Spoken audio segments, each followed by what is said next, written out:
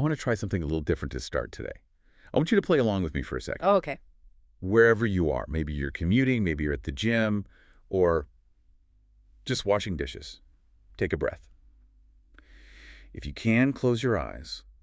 Now, I want you to picture a specific person. You know the one? The crush? Mm-hmm. The person who makes your brain sort of short-circuit just by walking into the room? Picture them clearly. Now, imagine you're holding your phone. You know that feeling, right? You've checked it 5 times in the last 10 minutes. You know it hasn't buzzed. You know they haven't texted. But your thumb just unlocks the screen anyway, almost like it has a mind of its own. You're just checking for the notification that isn't there. Exactly. Yeah. And then it happens. The screen actually lights up. Their name is there. I want you to focus on that specific physical sensation you feel in that millisecond, that jolt, that electric zap right in the center of your chest. It feels profound, doesn't it? It feels like destiny. It feels like love. But here is the hard truth we need to start with today. That feeling, that electric jolt, that isn't love. That is dopamine. Oh, And it is tricking you. man, that is a buzzkill. But that is exactly what we're unpacking in this deep dive. We're looking at a stack of research that suggests our brains are basically, well, lying to us about what romance really is. They are. We're going to decode how the brain tricks us into mistaking simple chemistry for deep connection. It's a fascinating and honestly sometimes a bit of a painful look at human biology. Yeah. The core idea here is that when you're in the throes of a crush, you aren't high on a person. You're high on possibility. Your brain isn't chasing reality. It is chasing a chemical rush. Which is a little terrifying to admit. I think we all want to believe our feelings are these pure spiritual things. But the mission today is to figure out the difference. How do we tell if our heart is actually choosing someone or if our brain is just chasing its next fix? To understand that, we have to look at the chemical cocktail being served up inside your head. When you develop a crush, you might feel like you're losing your mind. And chemically speaking, you sort of are. Yeah, let's talk about that going crazy feeling. Yeah. Because it is distinct. It's not just, I like this person. It's the loss of appetite, the inability to focus on work, the constant daydreaming where you're staring at a spreadsheet but thinking about their eyes. Why does that happen? It's down to a trio of chemicals. First, you have the famous one, dopamine. That's the reward. Right. Then you have norepinephrine. That's the excitement. That's what makes your heart race and your palms sweat. It's basically adrenaline. But the third one is the real curveball. It's serotonin. Okay, I know serotonin. That's the happy chemical, right? It Hey. regulates mood. It keeps us balanced. Usually, yes. But here's the twist. When you are deep in a crush, your serotonin levels actually drop. Wait, they go down? They plummet. They drop to levels similar to people who struggle with obsessive-compulsive disorder. That seems so counterintuitive. If I'm happy and excited about this new person, shouldn't my happy chemical be going up? You would think so. But think about what serotonin actually does. It acts like a braking system for your thoughts. It helps you say, okay, enough of that thought. Let's move on to the next thing. Uh-huh. When serotonin drops, your neural brakes fail. Oh, that makes so much sense. Yeah. That's why you get stuck in the loop. Exactly. Low serotonin is associated with obsessive thinking. Because the brakes are cut, your thoughts start spinning in circles. It's why you can't simply stop thinking about them.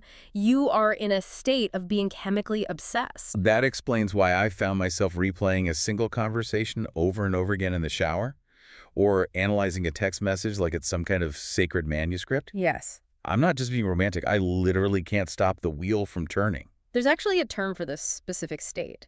A psychologist named Dorothy Tenev calls it limerence. Limerence. It sounds like a perfume, but I have a feeling the definition is less pretty. It's intense. Limerence is that intoxicating, intrusive phase of infatuation. It's characterized by an acute longing for reciprocation. But notice that word intrusive. The thoughts invade your mind. Right. You're replaying that conversation like a movie scene because your brain is trying to recreate the high it got from the interaction. So when I'm replaying the moment they laughed at my joke for the 50th time, I'm not really thinking about them as a person. I'm just hitting the replay button to get another squirt of dopamine. Precisely. You're wringing the dopamine out of the memory because the person isn't there to give it to you. And this leads to a critical distinction. Dopamine doesn't reward satisfaction. It rewards anticipation. Wait, unpack that for me. Dopamine is a seeking chemical. It doesn't care about the having. It cares about the getting. It drives you to hunt. That is why the what if often feels so much better than the yes. That sounds exhausting. But I guess I see it. The what if is infinite possibility. Correct. You aren't addicted to the person standing in front of you with all their flaws and baggage and bad morning breath. You are addicted to the wondering. You are addicted to the question, do they like me back? That uncertainty is the fuel. Okay, I have a bone to pick with biology then. Mm-hmm. Because in the moment, it doesn't feel like a drug addiction. It feels like the most powerful love imaginable. How are we supposed to tell the difference? It feels powerful, but the systems running the show are completely different. And I mean that literally, if we put you in an fMRI scanner, different parts of your brain would light up. Seriously. You can see the difference on a scan. You can. There was this fascinating work done by a biological anthropologist, Dr. Helen Fisher. She discovered that lust and love aren't just different intensities of the same feeling. They are different neural systems entirely. So what does the lust brain look like? When you're in lust or that early intense crush phase, the hypothalamus lights up. That's the brain's drive center. It regulates things like hunger and thirst. So the evolutionary voice of lust is very, very primal. The craving. It's a craving. It says, I want them. I want them. Like being thirsty for water. Exactly. It's urgency. But it goes deeper. The ventral tegmental area, or VTA, also lights up. This is the dopamine factory of the brain. It's the same region that becomes active when people take cocaine. Wow. Okay, so we are talking about hard drug levels of activation here. Yes. It is a craving for a reward. Now compare that to love. When real attachment forms, the activity shifts. It moves to the brain's bonding network. The voice of that system isn't, I want them.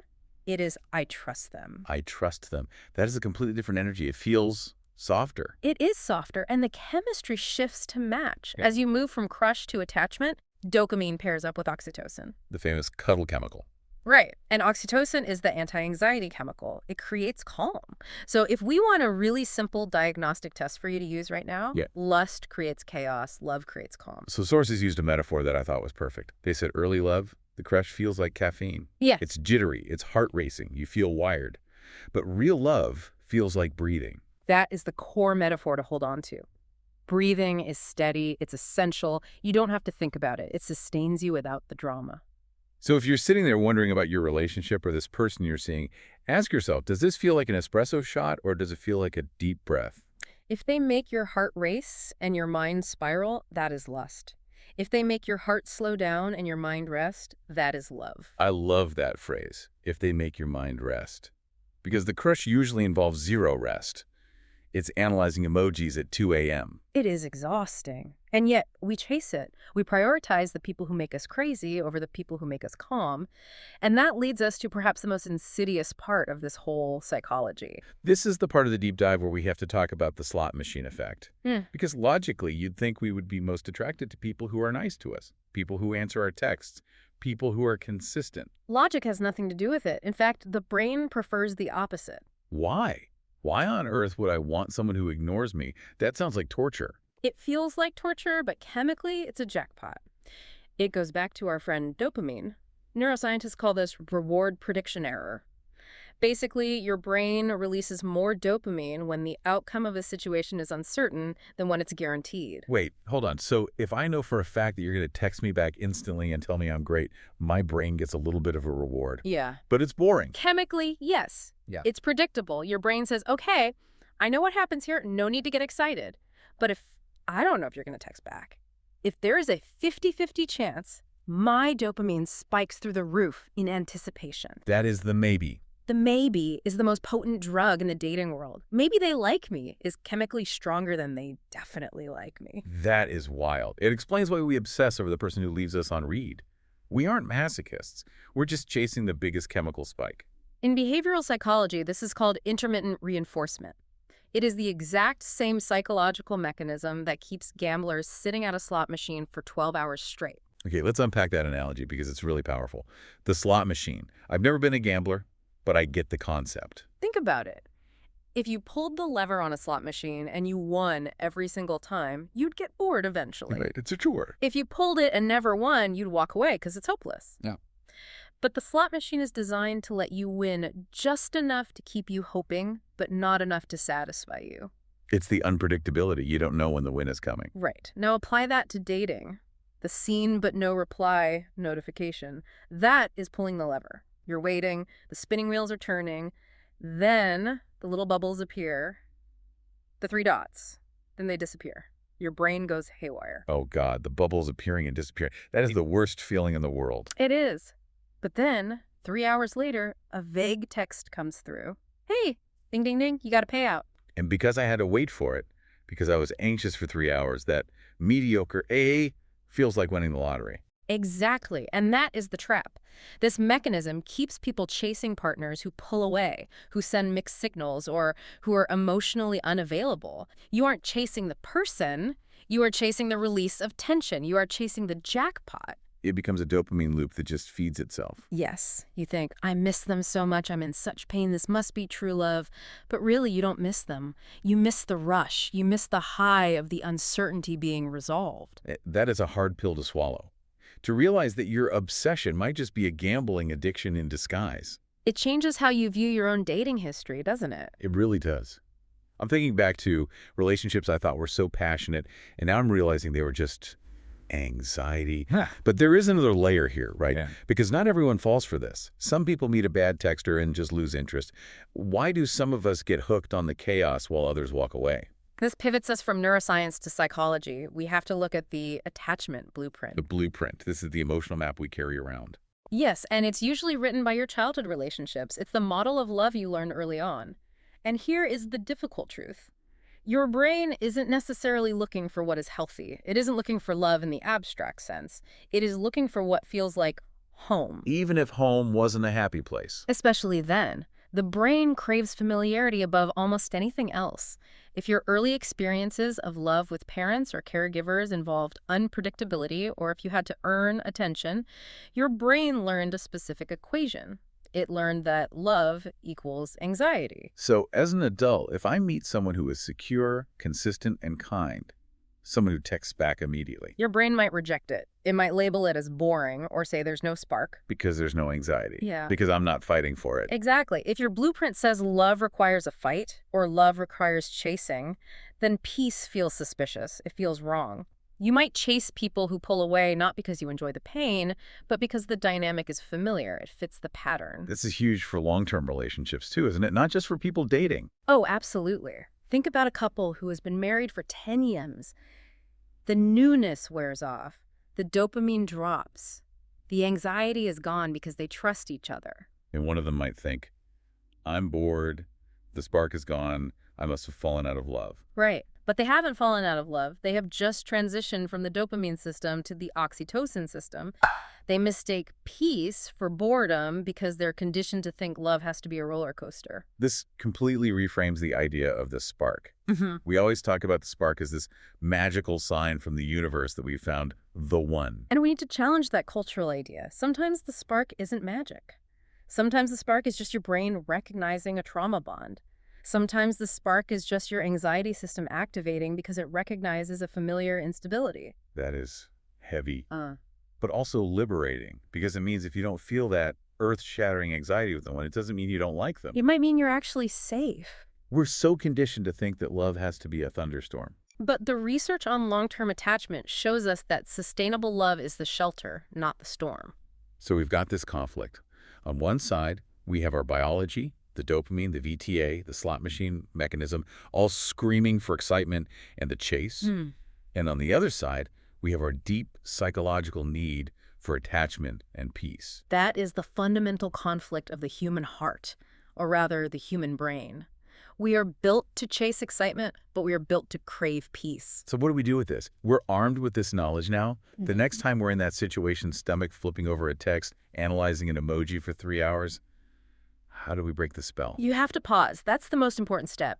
When that wave of obsession hits you, you have to stop and recognize it for what it is. You have to ask yourself the hard question. Is this love, or is it just dopamine pretending to be real? You have to separate the chemical from the person. Yes. Look at the person objectively. Are they kind? Do they respect you? Or are they just a really effective slot machine?